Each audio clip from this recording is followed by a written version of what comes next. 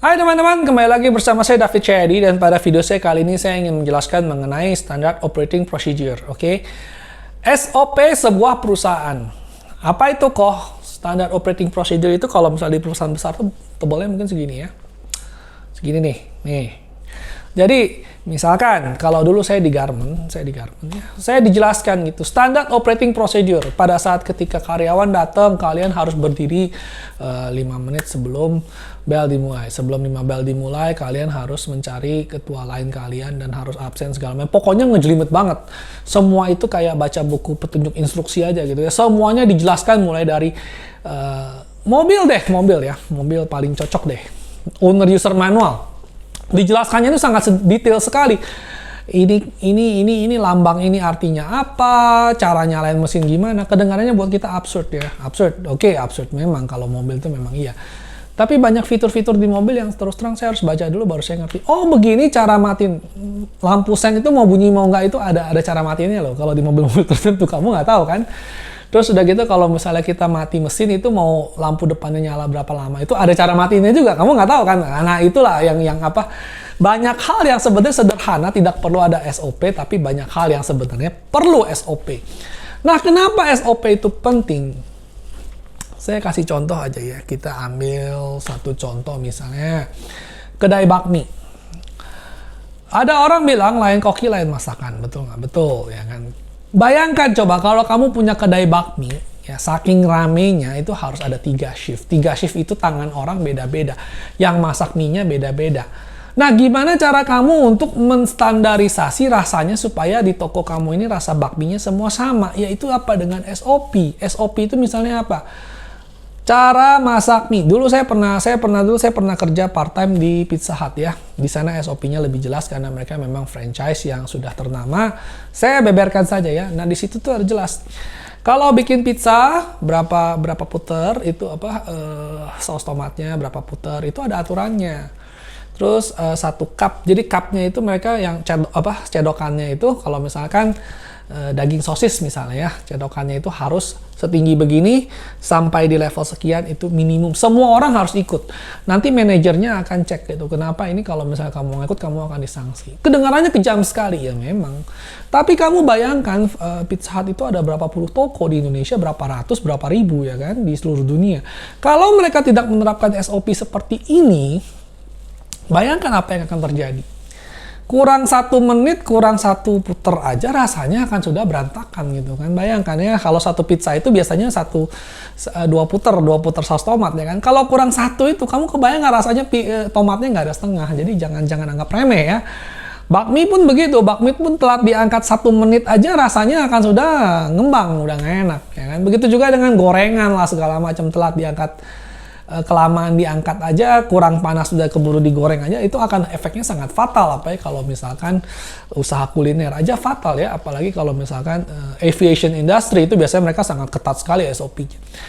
Nah kalau misalkan Anda perusahaan kecil pun, ya jangan remehkan SOP ini. Kenapa? Karena kelihatannya simple. Tapi SOP yang bagus itu akan membuat Anda lebih siap untuk berekspansi. Kamu mau buka cabang, kalau pegawai kamu sudah terbiasa dengan SOP-nya, kamu nggak akan ada masalah. Saya kasih contoh. Kalau saya ada 3 cabang restoran bakmi ya. Si Jono di toko A nggak masuk. Saya mau pindahin ke toko A untuk 1 hari. Apa yang terjadi ketika dia pindah? Dia tidak akan ada masalah. SOP-nya sudah ada, pegawai yang lain sudah potong sesuai dengan SOP kantor, bukan SOP kantor toko A doang, sesuai SOP cabang. Bukan sesuai SOP cabang, tapi sesuai SOP saya sebagai pemilik. Jadi 3 toko ini semua sama. Ukuran bakminya sama, ukuran mangkoknya sama, ukuran centongnya sama, semua. Nah, jadi kita tuh enak. Ya kan? Di sini rusak, kita masukkan ke sana, mesinnya sama. Kenapa? Karena semuanya standarisasi gitu loh. Nah, jadi standarisasi dan SOP itu sangat penting. Kalau kamu SOP-nya rapih, kamu tidak akan kesulitan. Si Jono tadinya ternyata dia sakit, keterusan tidak masuk dan akhirnya mengundurkan diri. Saya cari penggantinya juga lebih mudah. Kenapa? Ini buku SOP-nya.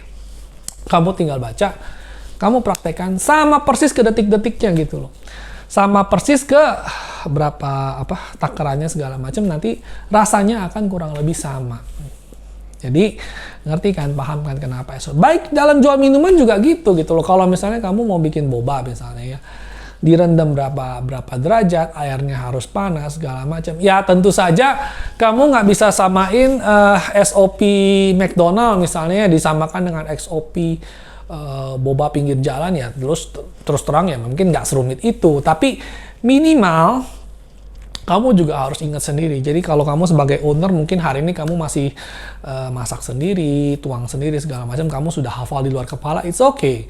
Tapi tuangkan dalam tulisan. Jadi nanti kalau kamu perlu ada asisten, kamu nanti udah mulai rame, kamu mulai hire orang baru segala macam. Jangan via verbal. Kalau via verbal, nih ya kamu masak minyak gini ya. Ikutin cara saya, lihat cara saya. Itu bisa, memang bener bisa. Tapi kayak gitu nanti kalau dia nggak masuk, ulang lagi semua dari awal gitu. Jadi biasakanlah ada SOP. Ada SOP, ada aturan main yang jelas. Jadi semua orang masuk itu ada orang bilang seamless. Jadi siapapun masuk dimanapun dia bisa meneruskan kerjaannya gitu loh. Jadi misalkan gini nanti kalau misalnya SOP.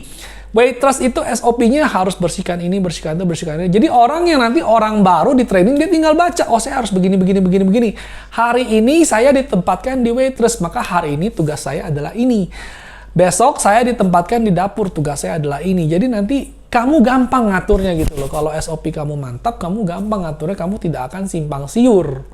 Tidak akan kebingungan sendiri nanti, dan akhirnya perusahaan kamu atau usaha UMKM kamu akan lebih efisien. Kenapa? Karena bayangkan ya kalau misalnya si Jono tadi ya cuma bisa masak, tidak bisa jadi waiters. Biasanya kalau masak sih nggak diganggu-gugat ya, satu paham sendiri. Tapi misalnya waiters nggak bisa jadi helper nggak bisa jadi waiters. Nanti ketika helper nggak masuk, kamu harus hire satu helper lagi. Ketika waiters nggak masuk, kamu harus. Jadi tugasnya tuh harus bisa diganti-gantikan, bisa diganda-gandakan. Jadi siapa butuh siapa, siapa rame tinggal dipindahkan kemari. Nah itulah gunanya SOP.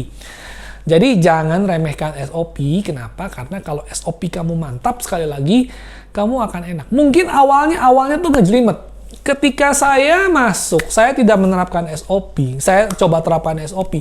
Semua orang itu akan menentang saya. Jadi ingat ya, kamu sebagai pimpinan, kamu sebagai manajer. Ingat, ini ketika kamu masuk, ketika kamu ingin membenahi suatu perusahaan, ketika kamu ingin membenahi sesuatu yang ruwet, biasanya orang itu akan ngelawan. Orang itu akan melentang. Sifat orang itu begitu. Sifat pekerja itu biasanya begitu. Mereka tuh nggak mau diatur. Cara mereka adalah yang paling benar. Kamu tahu apa sih, kamu baru lulus, saya sudah di sini 15 tahun, ikuti cara saya. Iya memang betul, cara kamu begitu. Tapi kalau kamu tidak bikin SOP-nya, kamu tidak akan bisa berkembang. Kenapa? Karena kalau si pegawai ini sakit, semuanya acak adut. Ini nggak tahu taruh di mana, ini cuma dia yang tahu taruh di mana, catatan cuma dia yang bisa baca, itu akan kacau semua satu perusahaan. Memang bikin SOP itu sakit di awal, tapi begitu SOP-nya sudah jadi, sudah mantep, itu nanti enaknya itu benar-benar kamu akan bisa rasakan. Kayak McDonald, kayak Starbucks, mereka buka cabang dimanapun tinggal tek, ada yang beli, franchise setup 1 bulan buka. Kenapa? SOP-nya sudah lengkap. Buku itu dibuat itu mungkin sekali bikin buku itu untuk berapa puluh ribu toko di seluruh dunia gitu. Nah, jadi it's worth to take the time untuk bikin SOP yang rapi gitu. Jadi jangan menganggap remeh SOP. SOP itu buat apa sih? Saya prajurit cuma 5 orang. Tinggal ngomong juga semua orang tahu. Ya memang begitu. Tapi itulah bedanya ya, kalau orang owner yang punya visi itu dia sudah melihat, oh nanti saya memang cari cuma 5 orang.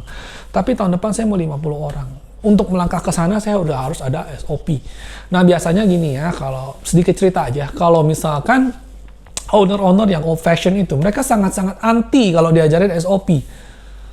Mereka tuh sangat anti kalau misalnya bisnisnya dia udah hafal, dia udah merasa di comfort zone dia udah merasa, gua hafal semua barang tuh ditata sesuai dengan memori gua. Padahal natanya itu aneh. Bakmi di sini, bakwan di sini. Jadi kalau ambil di sini sampai situ jauh ya kan. Harusnya kan kalau kayak supermarket gitu kan semuanya dirapihkan sesuai dengan jalurnya. Makanan bayi di sini semua, popok di sini semua. Jadi ketika ngambilnya orang juga itu. Nah, tapi namanya juga toko tradisional. Kadang-kadang mereka udah taruh udah nggak tahu taruh di mana. Pokoknya ada tempat kosong taruh aja ya. Itu kebiasaan orang dulu tuh gitu. Nah, jadi sekali lagi buat kalian yang masih punya aspirasi untuk rapihin perusahaan, rapihin bisnis, cobalah gitu loh tuangkan bikinlah kamu punya SOP sendiri. Kalau kamu nggak bisa bikin yang jelimet setebal ini, bikinlah mulai dari 1 lembar dulu. Mulai dari hal-hal sederhana seperti cara absensi yang benar, cara tutup toko yang benar. Nanti kamu akan, begitu kamu bikin satu, kamu akan kepikiran bikin yang lain segala macam, dan segala macam nanti akan menjadi suatu SOP yang rapih gerakan kamu sendiri sesuai dengan visi kamu, perusahaan kamu mesti gimana. Oke, nah sekian dan terima kasih. Sedikit bingung ya, tapi saya harap Anda bisa nangkap maksudnya. Oke, sekian dan terima kasih.